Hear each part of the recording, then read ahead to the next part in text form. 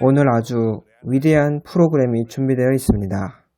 오늘 저와 함께 해주셔서 감사합니다. 오늘 저는 여러분과 함께 예수님 안에서 사는 삶에 대해 나누겠습니다. 이것이 무슨 의미일까요? 주님 안에서 사는 것, 또 예수님 안에서 생명을 경험하는 것이 무슨 의미일까요? 매일매일 말입니다. 오늘 댄 윌리스 목사님이 함께 계십니다. 시카고에서 제일 큰 다문화 교회를 목회하고 계십니다. 이분은 저의 친구이고 제가 매우 사랑합니다. 목사님과 함께 할 수 있어서 매우 흥분됩니다. 오늘 함께 말씀을 전할 수 있어서 저는 기쁩니다. 놀라우신 예수님, 당신의 사랑과 말씀에 대해 다시 감사합니다. 주님의 약속에 대해 감사드립니다. 오늘 주님의 사람들의 모든 필요를 만족시켜 주셔서 전 세계에서 저와 함께하는 모든 사람을 위해 기도합니다. 예수님께 모든 영광을 드립니다. 예수님 이름으로 기도합니다. 아멘. 제가 지난번에 성령 충만에 관한 가르침을 여러분들과 함께 했는데 정말 고귀와도 같은 좋은 메시지가 많이 있으니 잘 들어보시길 바랍니다. 오늘 저는 여러분과 함께 디도서 3장을 보기를 원합니다. 댄 윌리스 목사님께서 디도서 3장 5절부터 읽어주시길 바랍니다. 7절까지 보겠습니다. 이 말씀은 우리가 정말 이해해야 되는 중요한 말씀입니다. 목사님께서 디도서 3장 5절부터 7절까지 읽어주시길 바랍니다. 그리고 저는 사도행전 15장 11절부터 보겠습니다. 그러나 목사님은 디도서 3장 5절부터 7절까지 읽어주시길 바랍니다. 우리를 구원하시되 우리가 행한 바 의로운 행위로 말미암지 아니하고 오직 그의 긍휼하심을 따라 중생의 씻음과 성령의 새롭게 하심으로 하셨나니 우리 구주 예수 그리스도로 말미암아 우리에게 그 성령을 풍성히 부어주사 우리로 그의 은혜를 힘입어 의롭다 하심을 얻어 영생의 소망을 따라 상속자가 되게 하려 하심이라. 이제 제가 사도행전 15장 11절을 읽을 테니 잘 들어주시길 바랍니다. 그러나 우리는 그들이 우리와 동일하게 주 예수의 은혜로 구원받는 줄을 믿노라 하니라. 이제 제가 사도행전 15장 5절을 읽겠습니다. 바리새파 중에 어떤 믿는 사람들이 일어나 말하되 이방인에게 할례를 행하고 모세의 율법을 지키라 명하는 것이 마땅하다 하니라. 오늘날 여전히 사람들이 믿음을 그대로 받아들이려고 하지 않는 것이 문제라고 생각합니다. 그들은 하나님을 도와주기 위해서 어떤 것을 해야만 한다고 생각합니다. 만약 괜찮으시다면 아까 전에 읽었던 디도서 3장을 다시 읽어주시기를 바랍니다. 디도서 3장 5절에서 7절 말씀은 중요합니다. 왜냐하면 믿는 자의 삶에 속박이 정말 빠르고 그리고 쉽게 기어 들어오기 때문입니다. 심지어 사람들은 그 속박이 기어 들어오는 것을 알아차리지도 못합니다.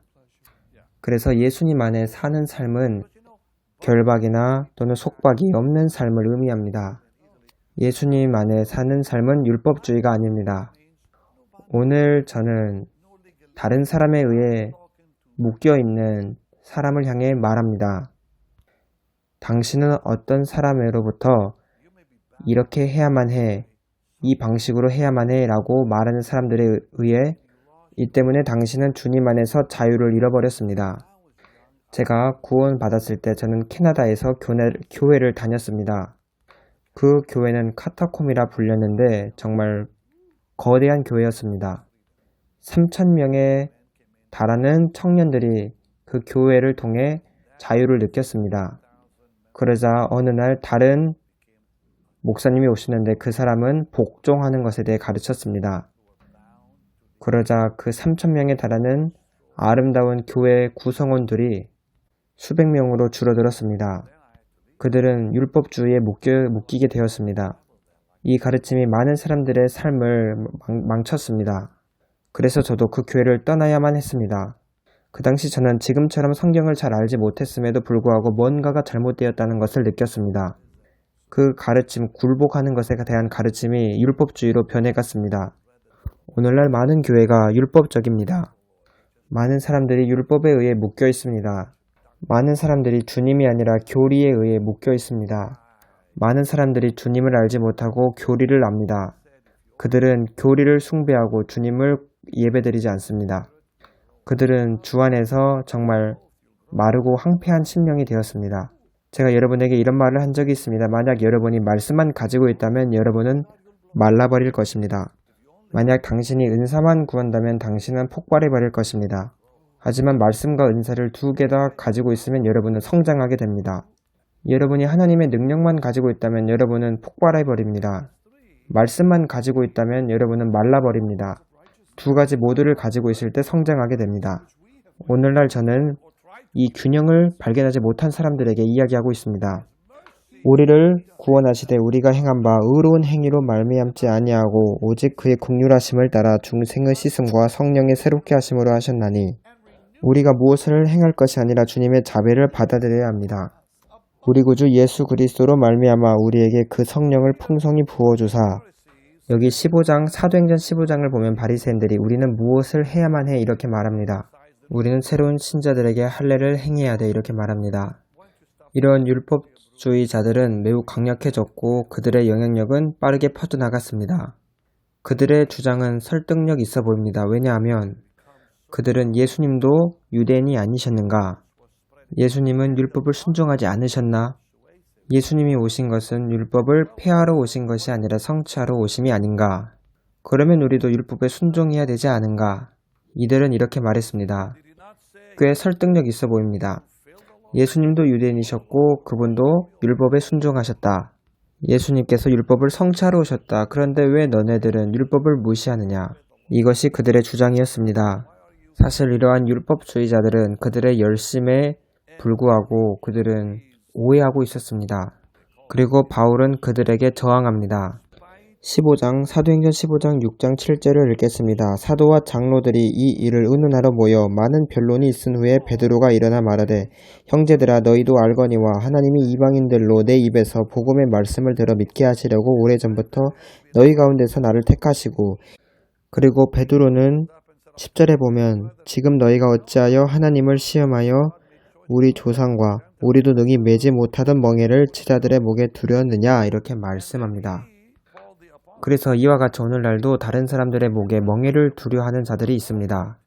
이러한 사람들은 성경에 나오지는 않지만 그냥 자신들이 믿는 것에 다른 사람들을 복종시키려고 합니다. 저는 정말 제가 아마도 이 때문에 싸우고 있는 사람들에게 이야기하고 있는 것을 압니다. 갈라디아서는 이 율법주의에 대항하기 위하여 써졌습니다. 오늘날도 율법주의로 인해 싸우시는 분들이 있을 것입니다. 이제 갈라디아서 1장을 보겠습니다. 갈라디아서 1장 6절에서 8절까지 빠르게 보겠습니다. 이 율법에 관한 문제는 초대교회 당시에 큰 논쟁거리였기 때문에 이 부분은 계속해서 반복되어 다루어졌습니다. 율법을 따르는 사람들은 은혜로 된다는 이 사실을 단순히 받아들이지 못했습니다. 믿음을 통하여 구원받는다는 것을 받아들이지 않았습니다. 여러분들은 믿는 것 외에는 아무것도 하지 않으셔도 됩니다. 영국에 예전에 메리 여왕이 그 정권을 장악했을 때 많은 사람들이 죽임을 당했습니다. 왜냐하면 메리 여왕은 가톨릭 교회의 옛 방식을 따랐고 그것을 믿었기 때문입니다.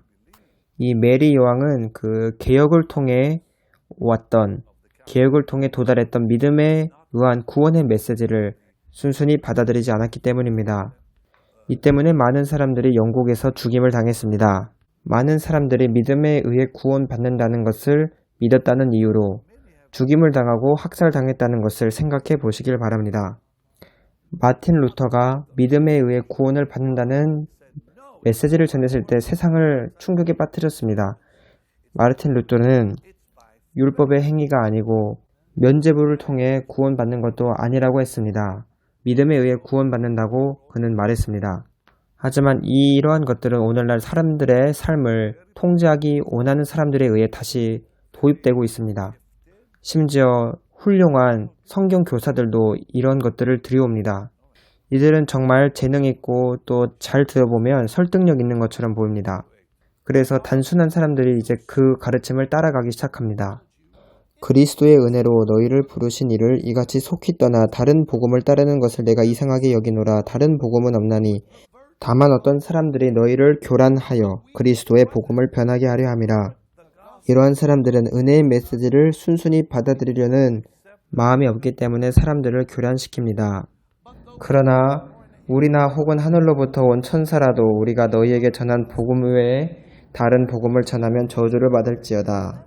네, 정말 강한 말씀입니다. 갈라디아서 3장 1절 2절을 읽어주시길 바랍니다.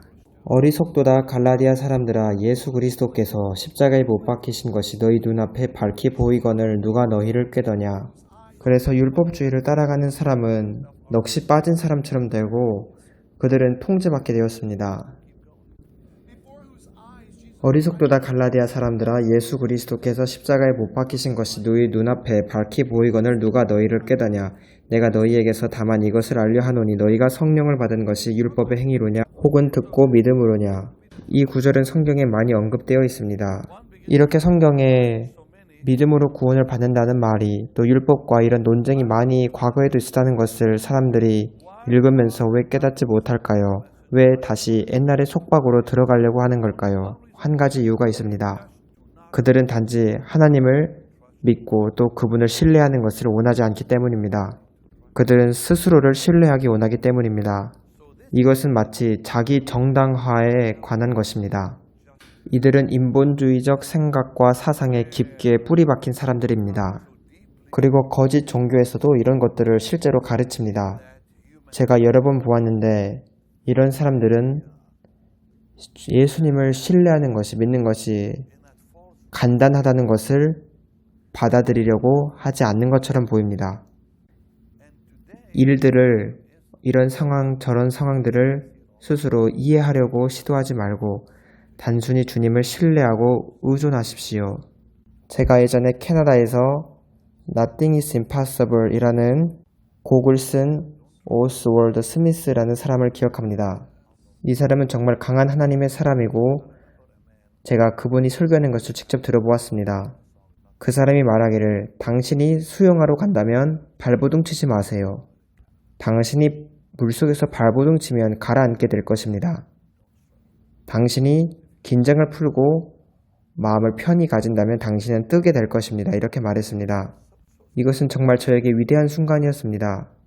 이 말을 듣고 저는 생각하기를, 이것은 정말 하나님을 믿는 것과 하나님을 신뢰하는 것과 비슷하다, 이렇게 생각했습니다. 진정하십시오. 휴식을 취하십시오. 긴장을 푸십시오. 발버둥 치는 것을 멈추십시오. 많은 사람들이 치료의 은혜를 받지 못하는 것은 몸부림치기 때문입니다. 그들은 자기 자신에게 너무 매여 있습니다. 제가 종종 말했지만 하나님은 이런 분들에게 치료를 베푸실 수 없습니다. 왜냐하면 이런 사람들은 몸을 쥐어짜면서 하나님 제발 제발 이렇게 하기 때문입니다. 마음을 진정하시고 충분히 가라앉히십시오. 하나님께서 치료하시도록 그렇게 하십시오. 제가 예전에 대형 집회를 할 때 많은 사람들로부터 들었던 치료의 간증을 말씀드리겠습니다. 그들이 자기 자신을 완전히 잊어버릴 때, 또 다른 사람을 위해 기도해 줄 때 병이 나았다고 저는 많이 들었습니다. 예배소서 2장 8절을 보겠습니다. 너희는 그 은혜에 의하여 믿음으로 말미암아 구원을 받았으니 이것은 너희에게서 난 것이 아니요 하나님의 선물이라. 예수님께서 이 땅에 계셨을 때 사람들이 와서 이렇게 물어보았습니다. 우리가 무엇을 해야 합니까? 사람들은 항상 어떤 것을 행하기를 원합니다. 요한복음 6장 28절을 기억하십니까? 그들이 묻되 우리가 어떻게 하여야 하나님의 일을 하오리이까?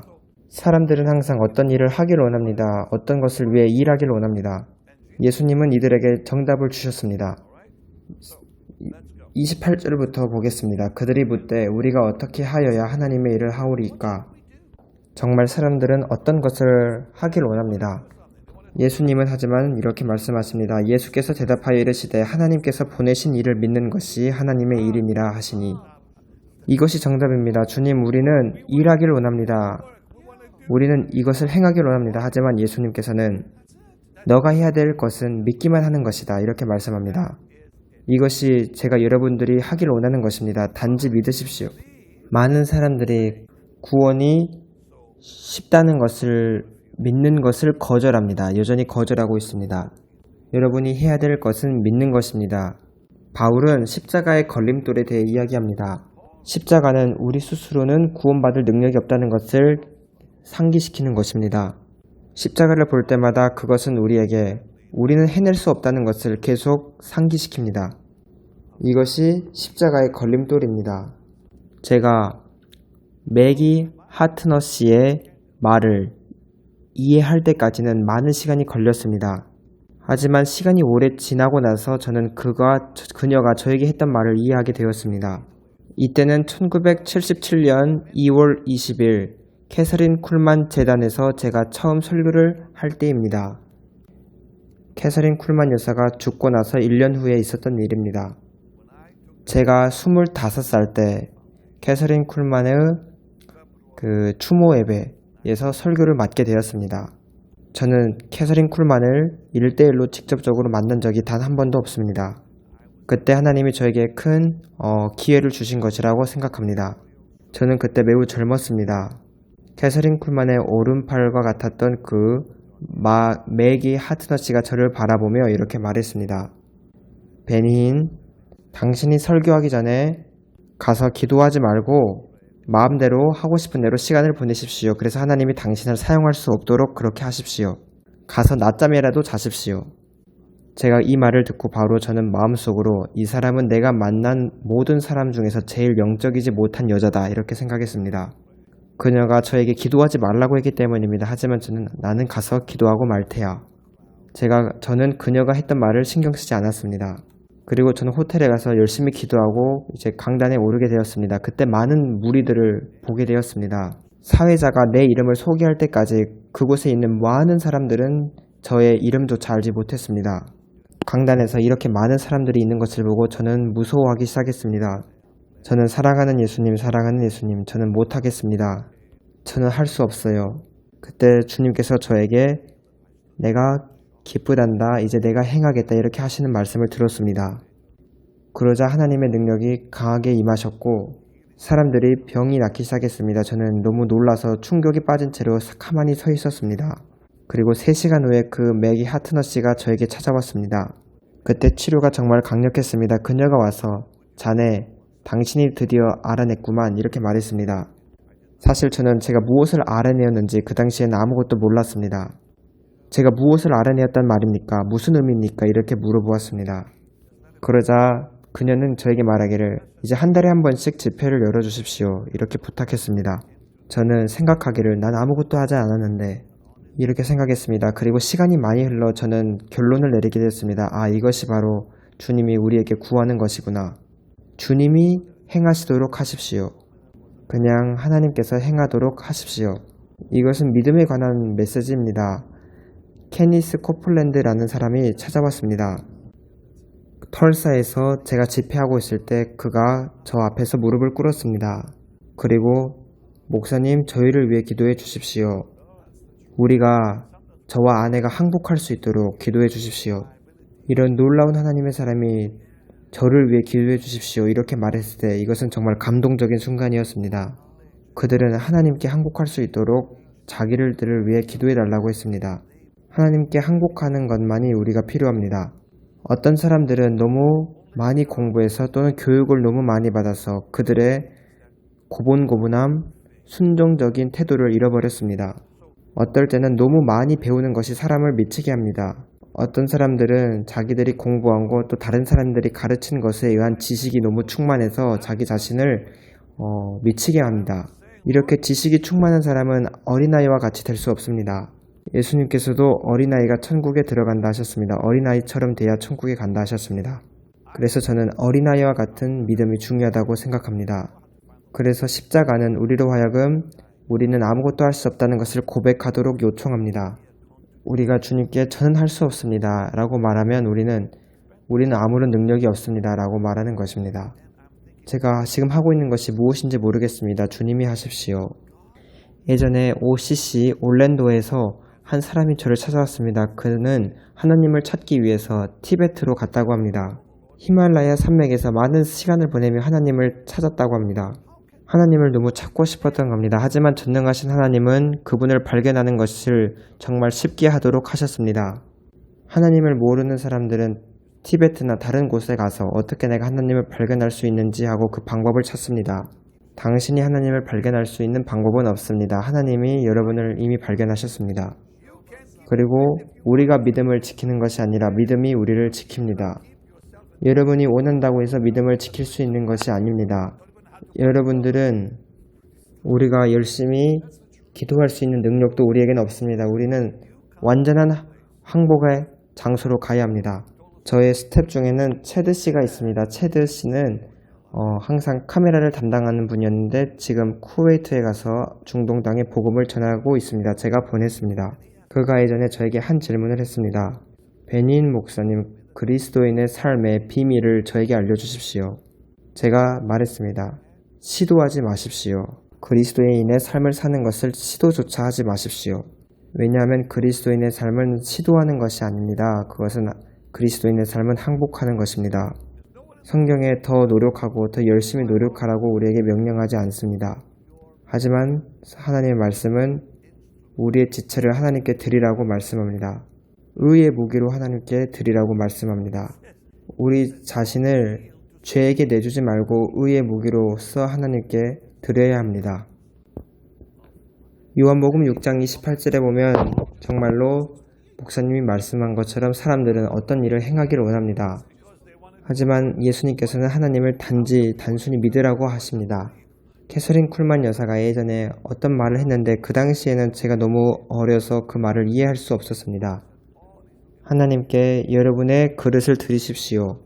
그리고 주님께서 나머지를 하도록 하십시오. 이런 말을 많이 했습니다. 저는 그때 하나님께 자신의 그릇을 드리라는 것이 무슨 말인지 몰랐습니다. 나중에 깨달았지만 이 말씀은 우리의 그릇을 하나님께 드리라는 의미였습니다. 예전에 그녀는 위를 쳐다보면서 이렇게 말했습니다. 예수님, 저는 당신에게 드릴 것이 아무것도 없습니다. 그 대신 아무것도 아닌 저를 취하셔서 그 아무것도 아닌 것을 사용하십시오. 이렇게 그녀는 말했습니다. 요한복음 6장 28절을 보면 사람들은 주님께 무엇을 해야 합니까? 이렇게 물어봅니다. 예수님께서는 당신들이 해야 될 것은 믿는 것뿐입니다. 이렇게 말씀합니다. 믿는 것이 일하는 것입니다. 이것이 예수님 안에 있는 삶입니다. 우리의 행위는 낡은 누더기와 같습니다. 우리 함께 주 달려 죽은 십자가를 잠시 찬양하겠습니다. 가사를 잘 생각하십시오. 가사의 의미를 잘 생각하십시오. When I survey the wondrous cross, give me that camera here, guys, on which the Prince of Glory died. Now watch these words. My richest gain I count but loss, and pour contempt on all my pride. 영광의 왕자께서 죽으신 놀라운 십자가를 내가 생각해 볼 때 내가 가장 귀하게 여겼던 이익들을 다 잃어버린 것으로 여기고 나의 모든 자랑에 두었던 나의 만족을 버립니다. Forbid it, Lord, that I should boast, save in the death of Christ, my God. Wow. 이 찬양은 우리에게 노력하는 것을 우리의 노력을 멈추라고 말합니다. All the vain things that charm me most, I sacrifice them to His blood. Nobody ever taught us that, Huh? Pastor Benny. 이 찬송가는 우리에게 진정한 교리를 주었습니다. The hymns give us real doctrine. 아까 목사님께서는 비유를 통해 사람이 물에 뜨는 것을 설명하셨습니다. 수영할 때는 발버둥 치면 안 된다고 하셨습니다. 이거는 오스왈드 스미스가 그의 설교에서 말한 것입니다. 우리가 몸부림치고 발버둥 치면 우리는 물에 빠지게 되어 익사합니다. 그러지 말고 단순히 몸에 힘을 푸십시오. 항복해야 합니다. 그래서 예수님을 구주로 받아들이는 것은 한 가지를 요구합니다. 자기 자신에 관한 모든 자신감을 항복해야 합니다. 우리의 선함, 또 우리 자아 안에 있는 우리의 확신과 자신감, 이 모든 것을 항복하고 하나님께 드려야 합니다. 어떤 분이 이 말을 했습니다. 우리는 우리의 업적을 통해 구원받지 않았습니다. 그러나 주님의 속죄로 구원을 받았습니다. 우리는 우리의 업적과 성취로 구원받은 것이 아니라 예수님의 속죄로 구원을 받았습니다. 만약 우리가 우리의 의를 성취하기 위해 열심히 노력한다면 우리는 절대로 믿음을 발견할 수 없습니다. 어떻게 우리가 우리의 의로움을 성취하려고 노력할 수 있겠습니까? 이렇게 한다면 하나님의 은혜를 받는 것에 있어서 우리는 실패하게 됩니다. 제가 생각하기로는 자기 자신의 의에 대해서 거절할 줄 아는 것이 구원으로 가는 첫 번째 발걸음이라고 생각합니다. 우리가 만약 우리의 의로움을 말한다면 우리는 복음을 받아들일 수 없습니다. 왜냐하면 행위로 구원받으려고 하는 것은 구원을 거절하는 것과 같습니다. 예전에 이런 이야기를 들은 적이 있습니다. 한 어머니가 한 장군 앞에 어느 날 나타났습니다. 그는 그 장군 앞에서 자기의 아들의 생명을 위해 간청하고 있었습니다. 왜냐하면 그 아들은 자기의 위치에서 자기의 경계 보초에서 잠자는 것이 발견되었기 때문입니다. 그리고 지금도 마찬가지겠지만 그 당시에 군대에서 자기의 자리에서 잠을 자는 것은 형벌을 받을 행동입니다. 그래서 어머니가 그 장군에게 찾아와서 이렇게 말했습니다. 당신에게 간청합니다, 장군님. 저의 아이에게 자비를 베풀어 주세요. 하지만 장군은 너의 아들은 죽어야 한다 이렇게 말했습니다.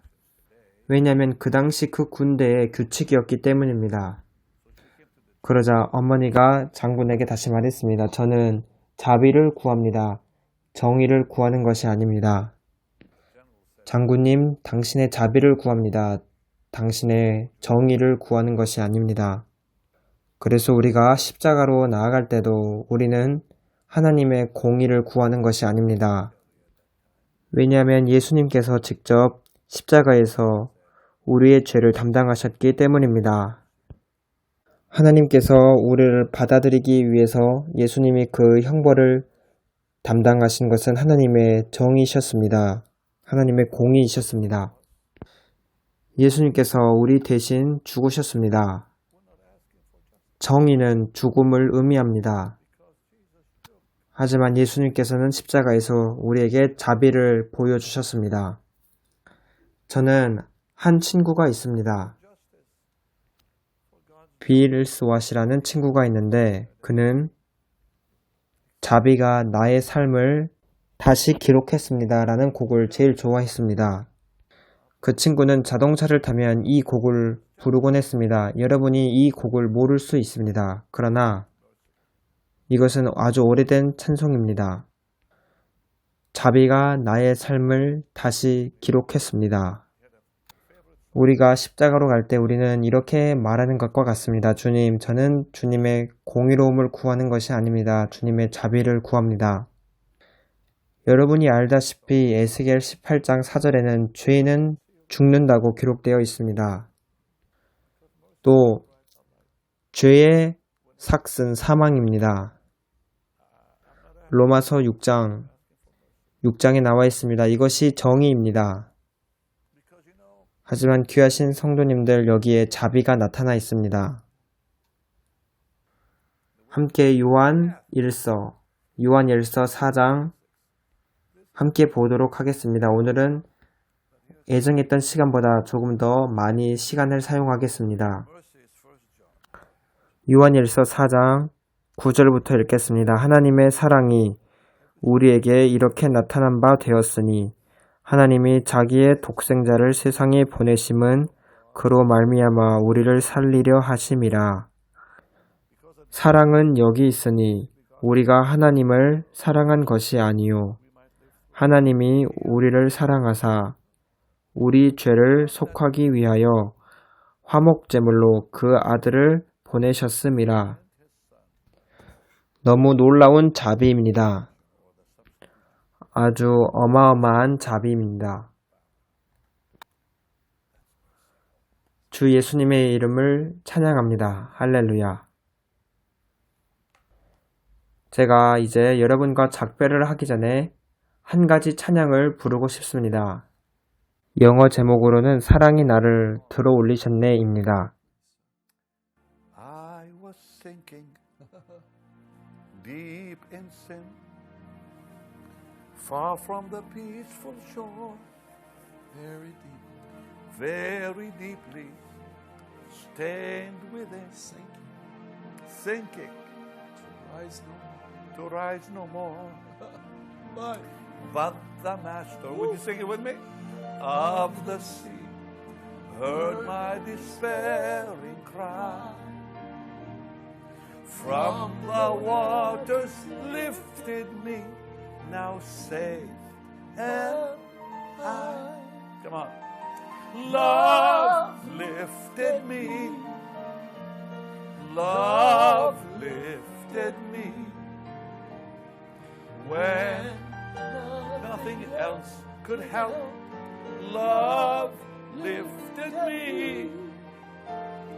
Love lifted me. Love lifted me. When nothing else could help, love lifted me. Souls in danger, look above. Jesus completely saves.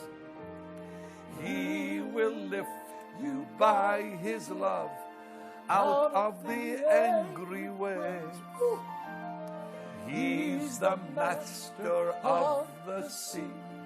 Billows will obey. He, your Savior, wants to be saved today. Come on, Dad. Love lifted me. Love lifted me. When nothing else could help, love lifted me. Oh, love lifted me. Thank God. Love lifted me.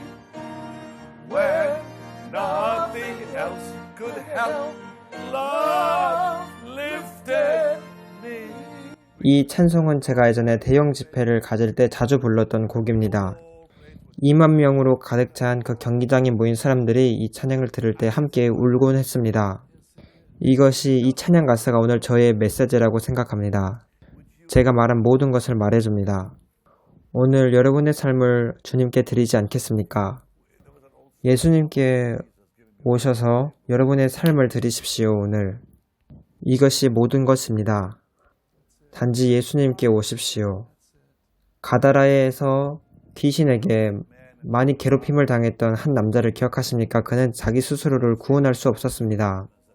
그는 정신이 온전해져서 예수님의 발 곁에 앉아 있었다는 이 구절을 정말 좋아합니다. 왜냐하면 우리는 오직 예수님의 발 곁에서만 우리의 올바른 마음을 가질 수 있기 때문입니다. 주님을 신뢰할 때 우리는 그 평화를 발견할 수 있습니다. 그는 밤낮으로 귀신에게 고통당했던 불쌍한 사람이었습니다. 그는 단 1초의 안식도 발견할 수 없었습니다. 날카로운 돌로 자신의 옷을 찢고 벌거벗은 채로 돌아다니던 사람이었습니다. 사람들이 묶어놓은 그 쇠사슬에서 벗어나고 싶었습니다. 그리고 예수님이 오셨습니다. 그리고 그를 자유케 하셨습니다. 그리고 그는 정신이 온전해져서 예수님의 발 곁에 앉게 되었습니다. 예수님께서 오실 때 우리들을 유혹하는 그것의 능력은 파쇄됩니다. 예수님이 오실 때 모든 이런 어두움들은 우리로부터 도망치고 사라져 버립니다. 단지 예수님께 나아오십시오. 예수님께 나아오십시오. 예수님께서 오시면 우리를 유혹하는 마귀의 권세가 깨어집니다. 기도하겠습니다. 주님, 예수님께 사랑하는 예수님, 당신께 갑니다. 이렇게 말하십시오. 사랑하는 예수님, 예수님께로 갑니다. 주님, 저를 받아주시지 않겠습니까? 주님, 저의 모든 문제와 저의 모든 고통과 죄를 받아주옵소서. 이 모든 것을 주님의 발 앞에 내려놓습니다. 주님, 저는 노력해 보았습니다. 저는 할 수 없습니다. 저는 그리스도인답게 살려 했지만 잘 안 됩니다. 제 안에서 저를 통해 주님의 삶을 사시지 않겠습니까? 제 자신을 완전히 당신께 항복합니다. 저를 있는 그대로 받아주옵소서. 주님께 찬양을 드립니다. 저를 통해 주님의 삶을 사시옵소서. 주님 감사합니다. 저는 지금 다시 아름다운 기름 부음을 느끼고 있습니다. 저에게 손을 뻗어주시고 함께 기도하도록 하겠습니다. 주님, 이들의 병을 치료해 주시고 그들을 구원해 주옵소서. 이들에게 단순한 신뢰, 단순한 믿음, 어린이와 같은 믿음을 주옵소서. 그래서 이들로 하여금 날마다 복음의 단순함, 그 아름다움 안에서 살게 하옵소서. 주님 안에서 평화를 발견하게 하소서. 예수님의 강하신 이름으로 기도합니다. 하느님 아버지, 그리고 그들의 병을 치료해 주시고 온전케 해 주시옵소서. 영혼 육이 예수님 안에서 강하게 하소서. 예수님 이름으로 기도합니다. 아멘. 오늘은 여러분과 시간을 더 많이 보냈습니다. 이제 여러분 하나님의 일에 드릴 시간이 왔습니다. 이 때문에 여러분에게 사과하는 것은 아닙니다. 여러분 저를 떠나지 마십시오. 아직 떠나지 마십시오. 화면을 닫지 마십시오. 하나님의 일에 심으라고 말함으로써 저는 미안함을 느끼지 않습니다. 왜냐하면 여러분의 이익을, 여러분의 유익을 위하기 때문입니다.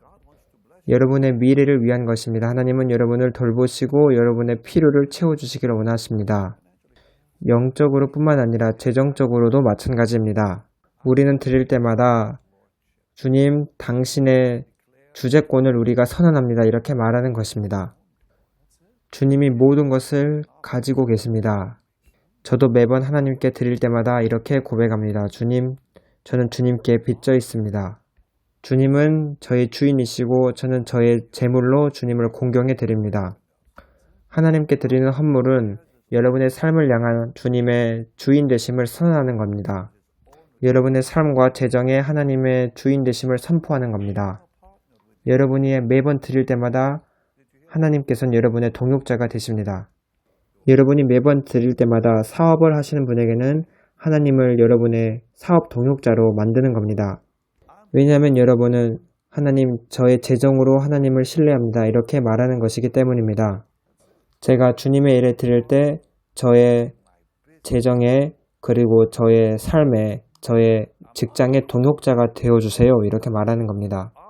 성경은 제물로 여호와를 공경하라고 말씀합니다. 그러면 우리의 창고가 가득히 차고 포도즙 틀에 새 포도주가 넘친다고 말씀합니다. 제가 여러분에게 한 예언을 드릴 것입니다. 저는 이것을 정말로 믿기 때문입니다. 서구 사회에서 앞으로 재정의 붕괴가 있을 것입니다. 지금 세계는 빚을 지고 살아가고 있습니다. 지금 세계는 부정적으로, 재정적인 면에서 볼 때 부정적인 상황 속에서 지금 살고 있습니다. 오늘날 실제로 중국은 경제적으로 성장하고 있는 나라입니다. 여러분이 삶의 여러 물건을 보면 대부분 중국산이 많습니다. 그리고 서구 사회는 지금 곤경에 빠져 있습니다. 하지만 믿는 자에게 보장받을 수 있는 단 한 가지 길이 있습니다. 안전하게 될 단 한 가지 길이 있습니다. 여러분이 어떤 나라에 지금 살고 계시든지 상관없습니다. 여러분이 하나님께 드리는 것이 여러분의 내일을 보장하고 안전하게 합니다. 제가 때때로 이런 말을 많이 한 적이 있습니다. 여러분이 하나님께 11조나 헌물을 드릴 때 하나님께서는 심지어 여러분의 자동차가 자기의 수명 이상으로 더 상태가 좋을 것입니다. 더 오래 갈 것입니다. 이 일은 저에게 일어났던 일입니다. 여러분의 삶에 필요한 것들이 고장나지 않고 잘 작동하는 것도 하나님이 하시는 은혜입니다. 하나님께서 자신의 자녀들을 돌보시기 때문입니다. 그리고 때때로 초자연적으로 하나님의 은혜를 보게 됩니다. 제가 번테인이라고 불리는 인도 컬커타에 사는 사람을 알고 있습니다. 그는 계속 가난한 자들에게 아낌없이 지원하는 사람이었습니다. 만약 여러분이 인도 칼커타에서 숨을 들이마시고 내뱉게 되면 병이 걸릴지도 모릅니다. 그녀는 그곳에서 40년이 넘게 있습니다. 하지만 그녀의 몸에는 어떠한 질병도 없습니다. 제가 그녀를 보기 위해 예전에 인도 칼커타로 간 적이 있는데 거기에 길을 걸으면서 많은 어린아이들이 죽고 또 울고 있는 것을 거리에서 보았습니다. 짐승들의 시체도 여기저기 있습니다. 대기의 오염도 너무 심해서 숨을 쉴 수 없을 정도입니다. 그곳에서 살면은 정말로 폐에 문제가 생길 것 같이 공기가 안 좋습니다. 제가 그녀에게 가서 당신은 40년 동안 여기 있었습니다. 라고 했는데 그녀는 저는 하루도 아픈 적이 없었습니다. 이렇게 대답했습니다. 선교사로서 40년 동안 있었는데 하루도 아프지 않았다고 합니다. 제가 그 당시를 돌이켜보면 그녀는 정말 하나님께 드리는 자였음을 알 수 있습니다. 자기 자신과 또 자신의 가진 재물을 가난한 자들에게 아낌없이 주는 자였습니다. 그녀는 병원 의료 선교를 하는데 하루에 25만 명의 사람들이 그 병원을 찾아온다고 합니다. 제가 그녀의 병원을 방문했을 때 심장병을 가진 사람들을 치료하는 도구를 저희 단체에서 다 제공해 주었습니다. 그리고 저는 그녀의 건강에 대해 크게 놀랐습니다. 왜냐하면 그녀는 하나님께 드리는 자였기 때문입니다. 저는 때때로 하나님께서 우리가 하나님께 드릴 때 우리의 생명도 연장시킨다고 생각합니다. 우리는 물론 기적을 돈으로 살 수는 없습니다. 어리석은 사람만이 그렇게 생각합니다. 하지만 우리가 드릴 때 우리는 주님, 저는 당신이 신실하다는 것을 선언합니다. 이렇게 고백하는 것입니다. 그리고 또한 저의 재정에 있어서도 주님이 주인이라는 것을 선언합니다. 오늘 하나님께 드리지 않겠습니까? 하나님께서 여러분에게 어떤 일을 행하실지 보십시오. 여러분이 하나님께 정기적으로 드리는 자가 될 때 여러분의 문제를 돌보실 것입니다. 문제가 다가오지 않는다는 것을 의미하는 것이 아닙니다. 문제가 와도 여러분이 이기게 된다는 것을 의미합니다. 주님, 이분들이 드릴 때 축복해 주시고 이들이 하나님의 왕국에 씨앗을 심을 때 영광스럽게 보상해 주시고 복 주시옵소서. 예수님 이름으로 기도합니다. 이제 여러분은 베니인 홈페이지에 가셔서 씨앗을 심으실 수 있고 BHM45777로 문자를 보내주시면 됩니다. 저는 여러분들과 이렇게 말씀을 함께 나누는 것을 좋아합니다. 다음 시간에는 다른 가르침으로 찾아뵙겠습니다. 영광스러운 시간이 될 것입니다. 여러분에게 많은 사랑을 드립니다. 다음에 또 다시 뵙겠습니다. 감사합니다.